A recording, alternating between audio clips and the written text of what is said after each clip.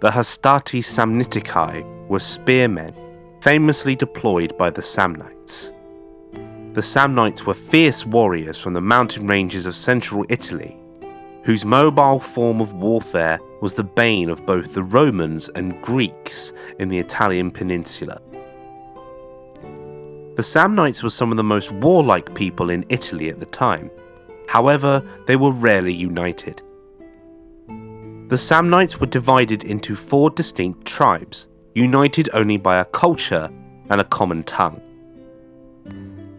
Although the tribes regularly met each other's officials, it was very rare for the tribes to unite. When they did, it was often to defend themselves against a foreign enemy, such as the Gauls and later Rome. Although initially influenced by the Greeks, their mountainous homeland made fighting in this style a bit awkward. Greek style of warfare involved dense spear formation that needed clear open spaces to maneuver. The problem with that was mountains are not exactly open spaces. They are rocks in random places as well as trees. This meant that the Samnites had to develop a completely different form of warfare, one that could easily move around obstacles.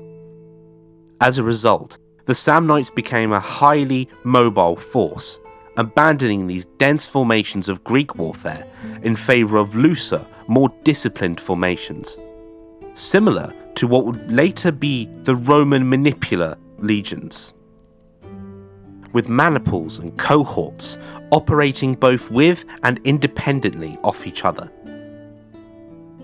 However, much like all nations of the world at the time, the army was only for those that could afford to serve and buy their equipment. As a result, Samnite infantry is usually split into 2 distinct classes based on wealth.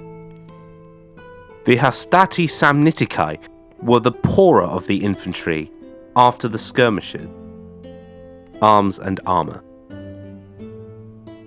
Much like their later counterparts the Hastati Samnitici did not wear much armour, simply because they could not afford it. As a result, they seem to have invested in what would have been cheaper alternative. For example, rather than the imposing bronze cuirass, the Samnites used a breastplate called the cardiophilax. Cardiophilax is a type of armour that was used by ancient warriors, particularly the Samnites of the Italian peninsula. This armour was designed to protect the warrior's chest and was made from layers of linen or leather that were glued together. The armour was then covered in metal plates, which were attached to the base material using rivets. The result was a lightweight, flexible armour that provided excellent protection against a range of weapons. One of the most unique features of the cardiophilax armour was how it was worn. Rather than being strapped on like traditional armour, cardiophilax armour was suspended from the neck and shoulders using straps. This allowed the armour to move with the wearer, providing maximum protection without restricting movement. The Samnites were particularly fond of cardiophilax armour. However, they adapted the armour to suit their needs by creating a disc version of the armour. This version of the armour consisted of a circular metal plate that was suspended from the shoulders using straps. The plate was then reinforced with additional layers of leather or linen to provide additional protection. The disc version of cardiophilax armour was particularly effective against the Roman legions, who were the Samnites' primary opponent. The Roman legions were heavily armoured, and their armour was designed to protect them from head to toe. However, the disc version of cardiophilax armour was able to deflect Roman thrusts and strikes, allowing the Samnites to close in for close combat. This type of armour provided decent protection to the chest, but little else. As a result, the Samnites began to develop the cardiophilax into a more protective form of armour called a triple disc cuirass.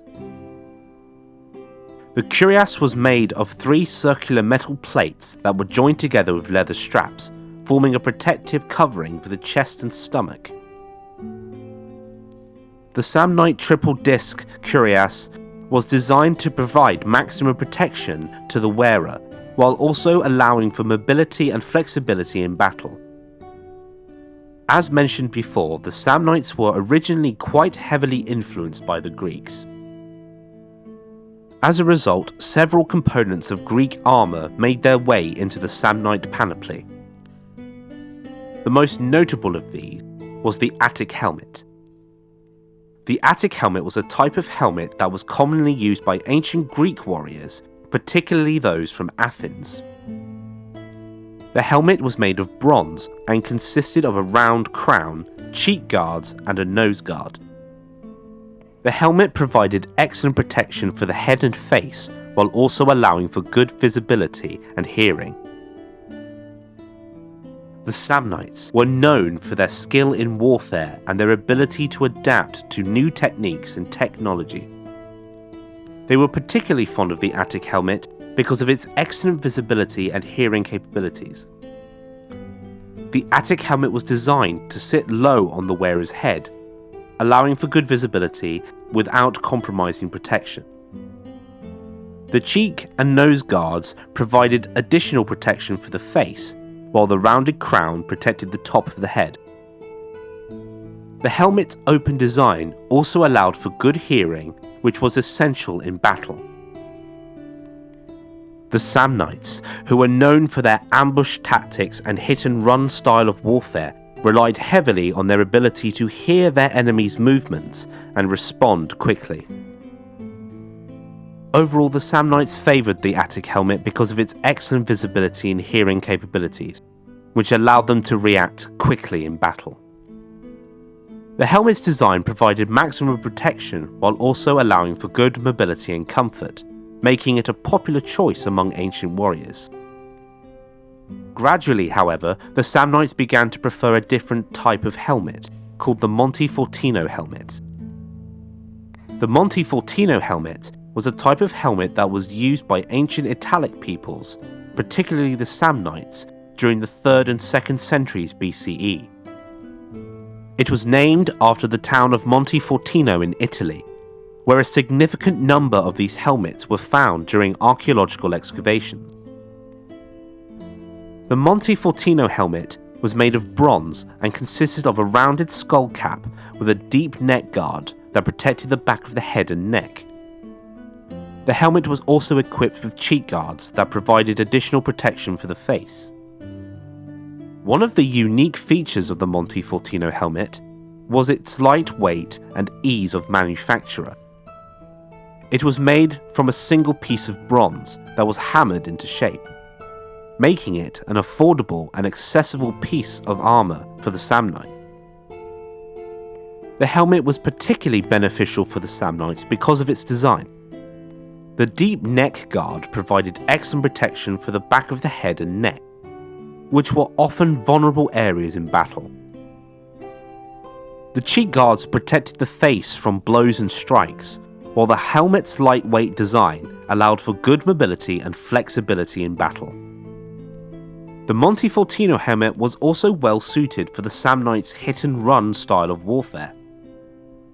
The helmet's light weight and comfortable design allowed for quick movements and easy maneuverability, which was essential for the Samnites' ambush tactics.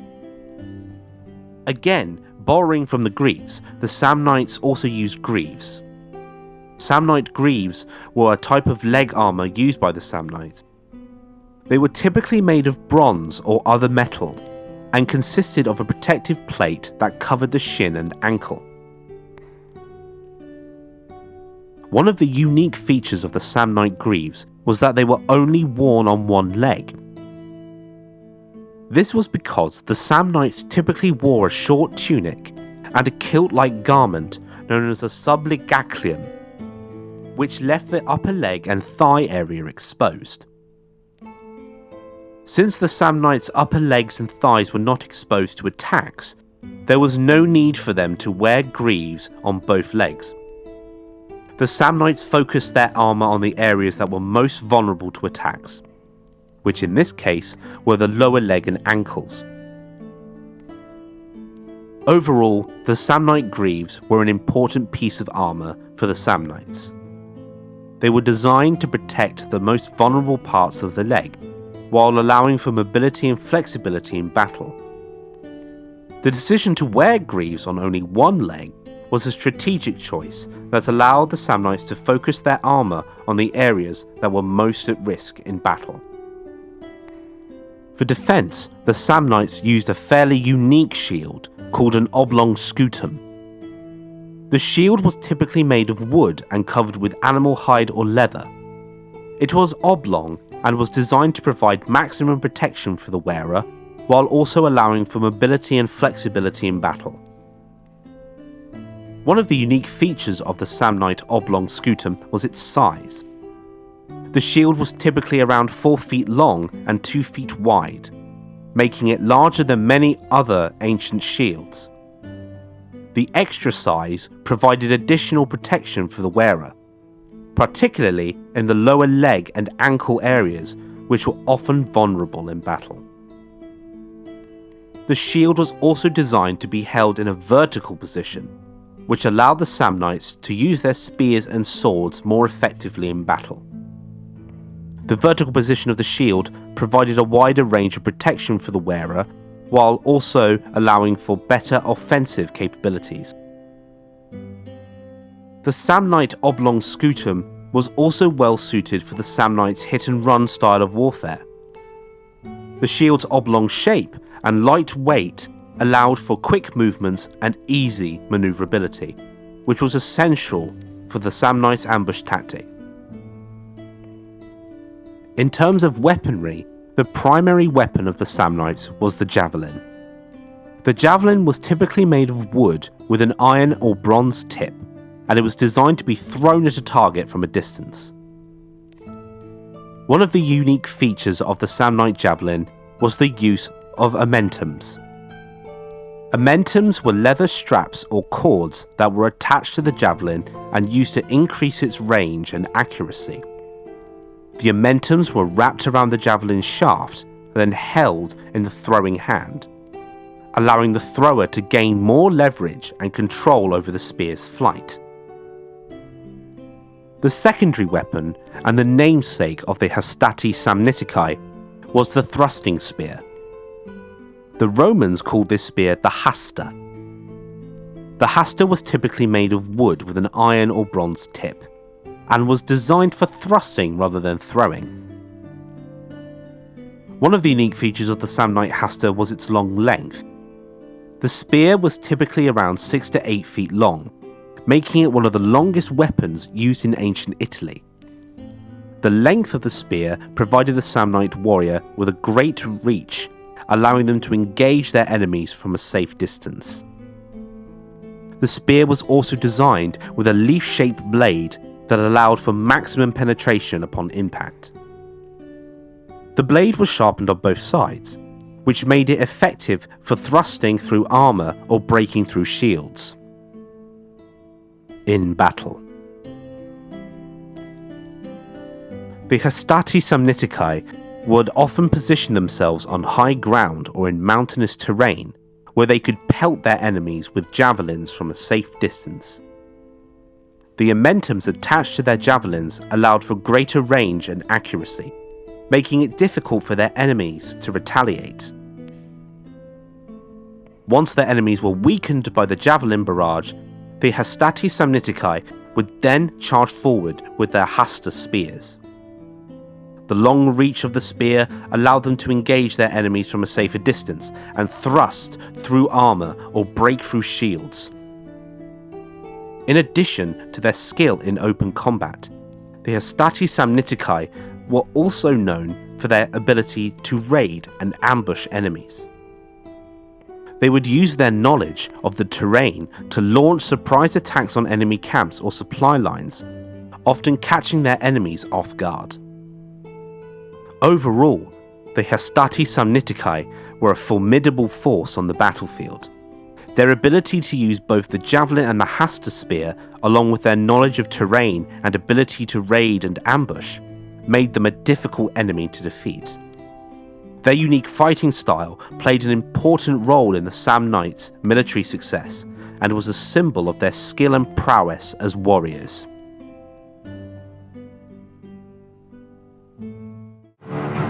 Thank you for watching and listening to our videos. Be sure to like, comment and subscribe if you've enjoyed, or if you really like the channel, consider supporting us on Patreon.